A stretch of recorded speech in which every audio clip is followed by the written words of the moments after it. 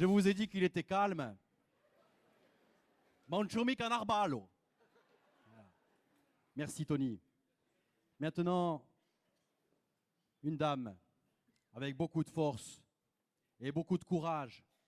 Qu'y a-t-il de plus beau en politique que le courage politique? Rien du tout. Celle qui dit tout haut ce que tout le monde pense tout bas, très souvent, mon amie Marie-Antoinette Santoni Brunelli.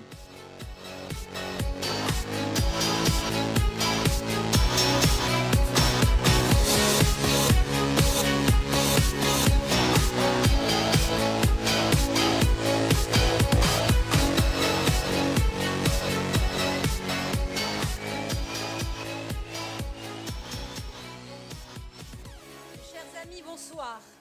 Bonsoir Antoine, d'avoir chauffé la salle. C'est pour toi que je l'ai fait, ma chère. Mais bon, tu as mis la barre très haut. Je vais essayer de ne pas vous décevoir, de rester sur le même ton que mon ami Antoine. Ça fait chaud au cœur de vous voir si nombreux ce soir. Je crois que nous avons été bien inspirés de faire notre meeting dans cette salle et non pas à l'espace Diamant.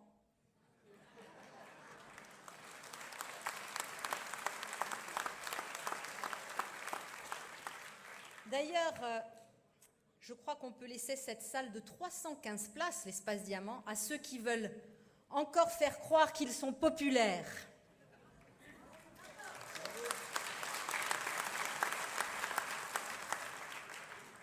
Il y a un peu plus d'1 an, j'ai décidé de rejoindre Laurent pour cette belle aventure des municipales. Et oui, déjà à l'époque, c'était une belle aventure. Et ça l'est encore. En tout cas pour nous, c'est sûr. Au plan humain d'abord, parce qu'il existe une véritable cohésion entre nous. Un bel esprit d'équipe, comme vous pouvez le constater au fur et à mesure de nos interventions, et surtout une farouche détermination à servir Ajaccio. Je ne suis pas sûre que d'autres peuvent en dire autant. Au plan politique ensuite, parce que nous avons gagné. Nous avons déjà gagné, faut-il le rappeler, une victoire loyale, parce que nous sommes des gens honnêtes.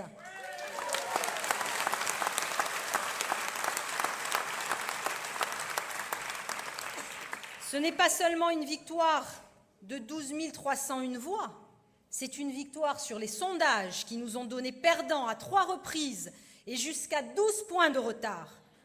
C'est tout simplement la victoire d'une politique contre une autre.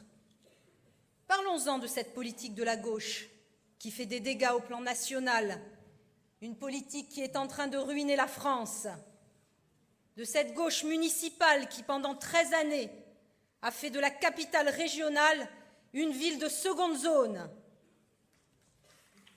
de cette gauche qui a déjà ruiné le département de la Haute-Corse avec sa politique clientéliste et irresponsable, et qui mène la région, hélas, sur le même chemin.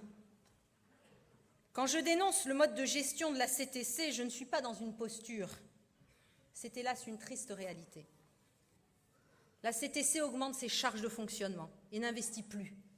C'est grave pour la Corse. C'est encore plus grave pour Ajaccio, la capitale régionale délaissée. Ajaccio qui a besoin de sa rocade. Ajaccio qui souffre du manque d'aménagement de son entrée de ville. Ajaccio qui voudrait enfin voir émerger un projet d'envergure sur ce terrain de la gare Amirauté, abandonné alors que c'est un endroit stratégique. Faut-il rappeler que Simon Renucci, quand il était aux responsabilités à la ville, s'est toujours opposé à coopérer avec la droite aux responsabilités à la région, mais aussi avec la gauche qui lui a succédé. Cet homme seul et replié sur lui-même a gravement privé Ajaccio de ses partenaires institutionnels et surtout de l'argent du PEI, car il ne s'est pas battu, il ne s'est jamais battu pour défendre les intérêts de notre ville.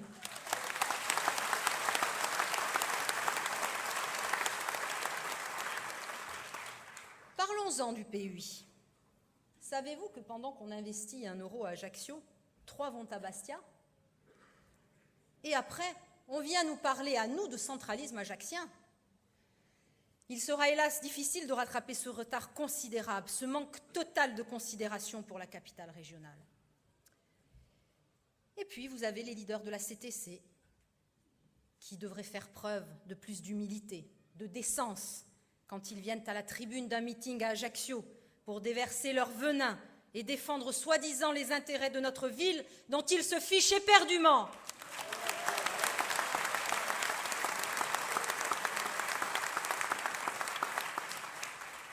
La preuve, après les trottoirs en granit sur la commune de Sampétre, on nous annonce la déviation de Venaco, nombril de la Corse, pendant qu'Ajaccio pleure sa rocade.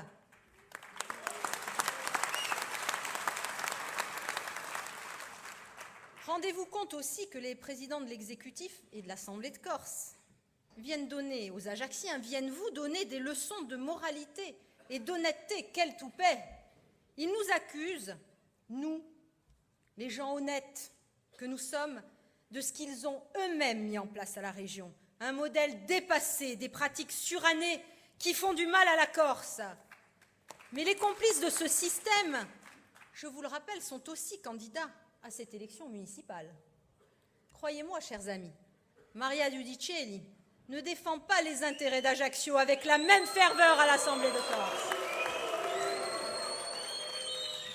Elle qui prétend présider l'office foncier, dont elle avait proposé un siège à Ajaccio, mais qui a été largement controversé à l'Assemblée de Corse, elle qui a défendu mollement, justement, le fait que ce siège devait être à Ajaccio. Il a fallu que je me batte envers et contre tous pour expliquer que non, que oui plutôt, Ajaccio était délaissé par la région, que non, nous ne profitions pas de ce prétendu centralisme ajaccien. J'en veux pour preuve l'investissement massif sur l'entrée de ville, la 4 voies qui relie Borgo à Vescovato. Et nous, notre entrée de ville, qu'en est-il? Madame Paduc nous accuse d'inexpérience, de légèreté, d'inconséquence, tout ce dont elle a fait preuve dans la partie ajaccienne du document.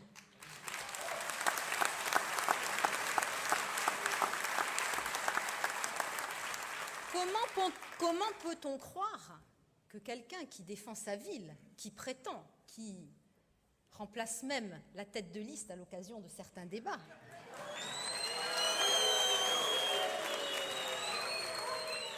comment peut-elle expliquer, et elle a beau essayer de produire tous les documents qu'elle veut, une émission télé d'ailleurs, elle aurait... Tout à fait, absolument.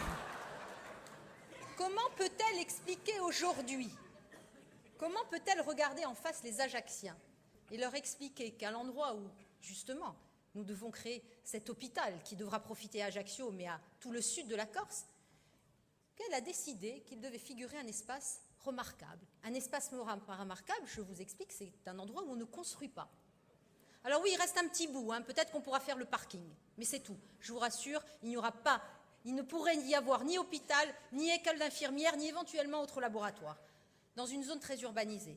Et puis, là où il y a le Palatine, mais bon, il faut que je vous explique quand même, c'est qu'il semblerait qu'ils aient travaillé sur des cartes de 99, et c'est vrai qu'à l'époque, le Palatine n'existait pas. Bref, eh bien, là où il y a le Palatine, eh bien, ils ont décidé de créer un espace agricole stratégique, pareil, inconstructible. Donc, voilà comment on prépare et on envisage l'urbanisation de notre ville. Non, ce n'est pas sérieux, il faut le dire, il faut que vous le disiez autour de vous, parce que ce sont des imposteurs.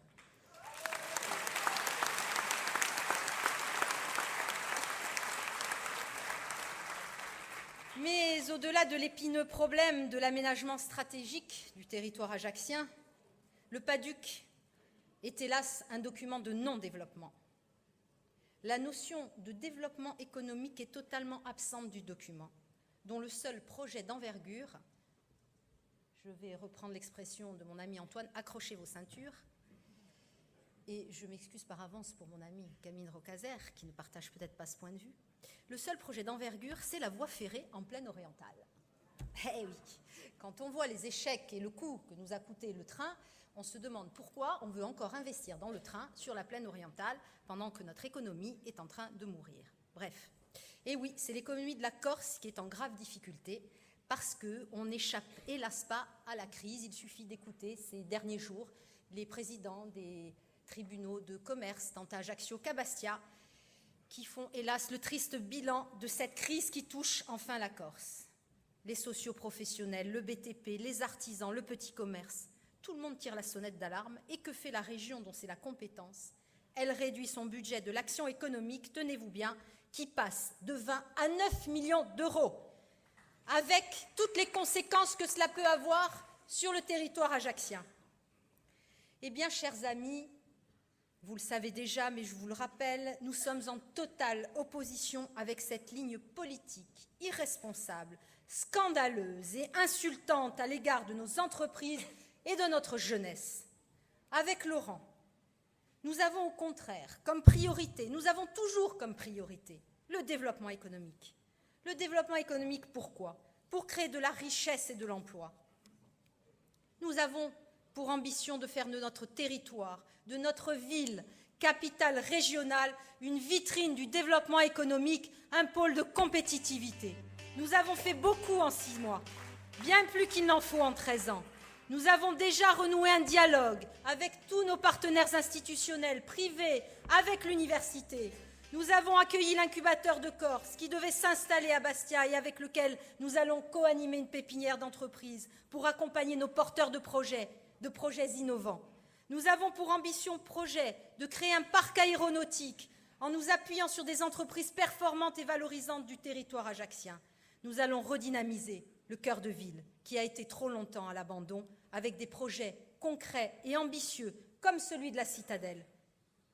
Nous voulons susciter la création d'emplois, offrir des perspectives à notre jeunesse, sortir de cette spirale infernale du tout public.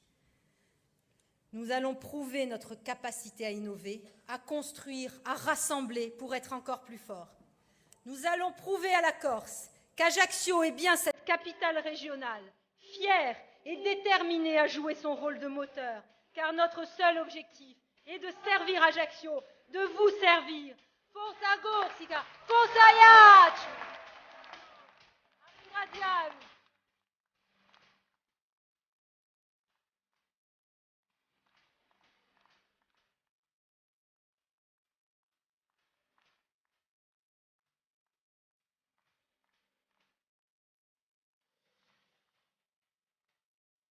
Mesdames et messieurs, le moment est venu. Le moment est venu d'accueillir celui qui a réussi à unir la droite dans sa totalité, celui qui a réussi à rassembler des gens honnêtes, à gagner une première fois cette élection, celui qui n'a pas peur d'affronter